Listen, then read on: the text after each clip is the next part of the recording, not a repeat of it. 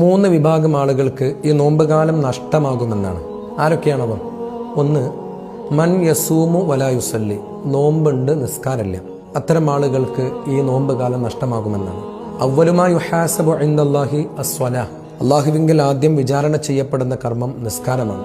രണ്ട്, my യംഷി ബൈനന്നാസി bin നമീമത്തി വൽ ഗീബ, ജനങ്ങൾക്കിടയിൽ നമീമത്തും ഗീബത്തും കൊണ്ട് നടക്കുന്ന ആളുകൾ. അവരെക്കുറിച്ച് ഹബീബായ റസൂലുള്ളാഹി തങ്ങൾ ഇങ്ങനെ പറഞ്ഞു: മല്ലം യദഅ ഖൗല സൂരി വൽ അമല ബിഹി ഫലൈസ ലില്ലാഹി ഹാജ ഫി അൻ യദഅ തുആമഹു വശറാബഹു. അതായത് അസത്യ വർത്തമാനങ്ങളും അതേ ചൊല്ലിയുള്ള പ്രവർത്തനങ്ങളിൽ നിന്നും വിട്ടു നിൽക്കാത്തവർ അന്നപാനീയങ്ങൾ വർജിച്ചതുകൊണ്ട് നോമ്പാവുന്നില്ല എന്നാണ്. മൂന്ന്, ആഖുൽ വാലിദൈനി, മാതാപിതാക്കളോട് പിണങ്ങിക്കഴിയുന്ന ആളുകൾ.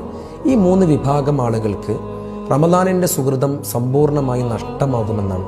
അള്ളാഹു കാത്തുരക്ഷിക്കട്ടെ, ആമീൻ.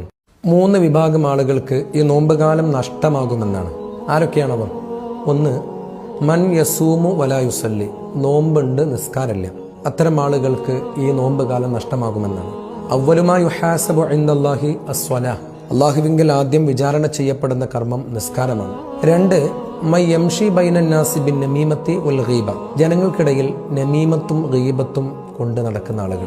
അവരെക്കുറിച്ച് ഹബീബായ റസൂലുള്ളാഹി തങ്ങൾ ഇങ്ങനെ പറഞ്ഞു: മല്ലം യദഅ ഖൗല സൂരി വൽ അമല ബിഹി ഫലൈസ ലില്ലാഹി ഹാജ ഫി അൻ യദഅ തുആമഹു വശറാബഹു.